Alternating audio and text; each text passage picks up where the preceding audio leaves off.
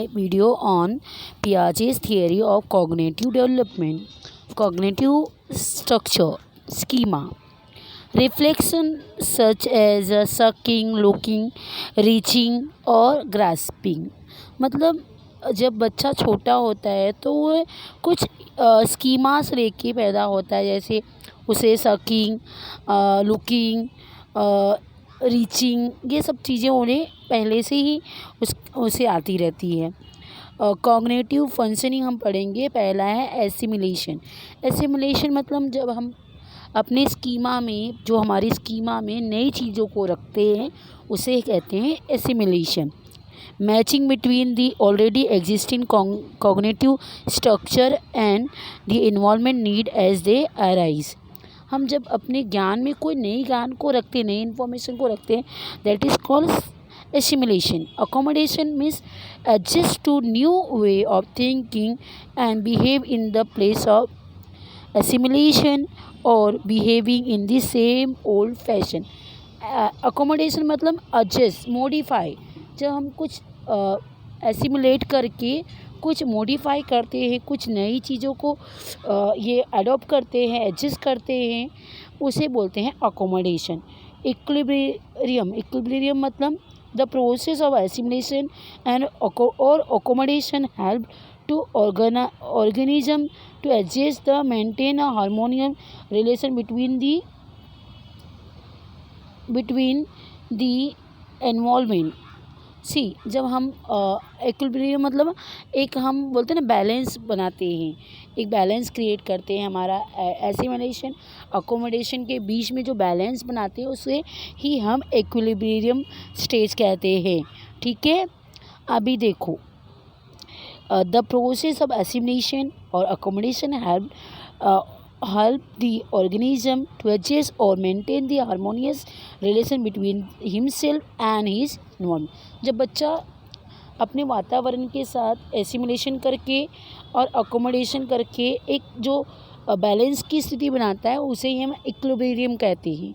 Understand, मतलब balance. यहाँ पे पियाजे ने 4 स्टेजेस दिए हैं। पहला है सेंसरी मोटर स्टेज, जो कि जन्म से 2 वर्ष है। प्री ऑपरेशन स्टेज, जो कि 2 से 4 है, उसको भी 2 पार्ट में डिवाइड हुआ है, प्री कंसेप्चुअल एंड इंटेंटिव। ठीक है। थर्ड है कॉन्क्रीट ऑपरेशन, जो कि 7 से 11, एंड फॉर्मल ऑपरेशन, जो कि 12 से 15 है। तो पहला है sensory motor stage.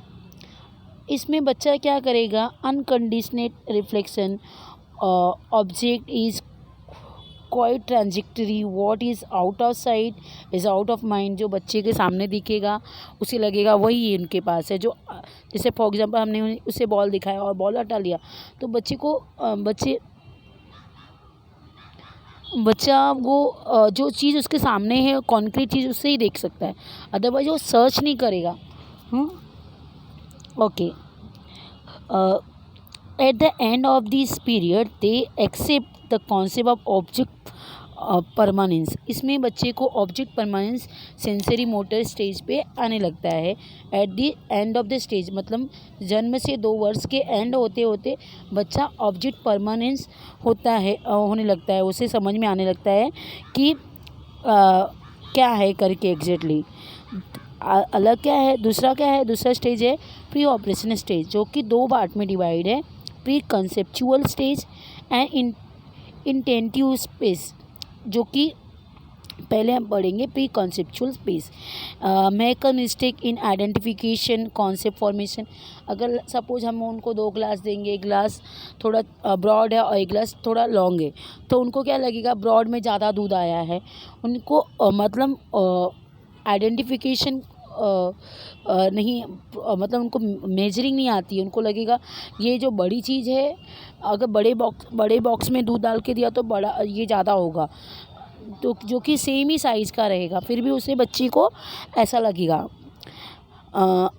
Mode of thinking is reasoning is quite illogical. उसको जो लॉजिकली नहीं सोचता है, इलॉजिकल होता है उसकी थिंकिंग।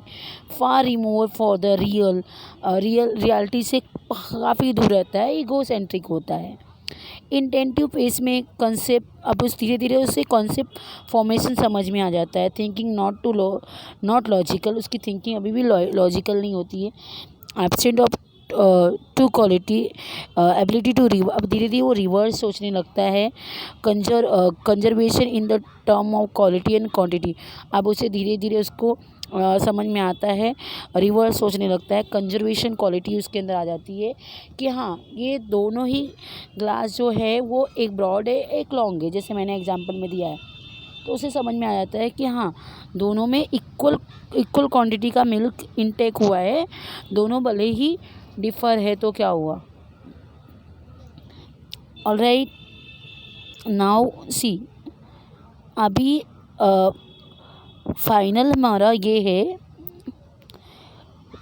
अभी कॉन्क्रीट ऑपरेशनल स्टेज जो थर्ड स्टेज है, इसमें बच्चा क्या करेगा, कॉन्सेप्ट फॉर्मेशन अकर। अब उसे मतलब कॉन्क्रीट ऑपरेशनल स्टेज से नाम से पता चल रहा है कि बच्चों को अभी कॉन्सेप्ट समझ में आने लगता है कि क्या ज़्यादा है क्या कम है। ठीक है, थिंकिंग लॉजिकल एंड सिस्टम, अब उसकी थिंकिंग भी लॉजिकली सोचने लगता है। Present of above mention two quality, जो दो क्वालिटी आपको दिखा है। Child is no longer ego centric, अब वो ईगो सेंट्रिक नहीं होता है। अब धीरे धीरे वो एबिलिटी टू सीरियलाइजेशन, मतलब इसको कुछ मिक्स करके दो और बोलो इसे आप अलग अलग शेप और साइज़ का अलग अलग करो तो कर सकता है। कैरिंग आउट कॉम्प्लेक्स ऑब्जेक्शन और कैरिंग आउट कॉम्प्लेक्स ऑपरेशंस और tackle the problem as long as they are concrete और नॉट एब्स्ट्रैक्ट, जो चीज़ उसको कॉन्क्रीट दिखेगी उसको वो सॉल्व कर देगा। अब उसकी धीरे धीरे उसकी जो चीज़ एब्स्ट्रैक्ट है वो अभी भी एब्स्ट्रैक्ट थिंकिंग नहीं करेगा, क्योंकि वो कौन से स्टेज में है, कॉन्क्रीट ऑपरेशनल स्टेज में।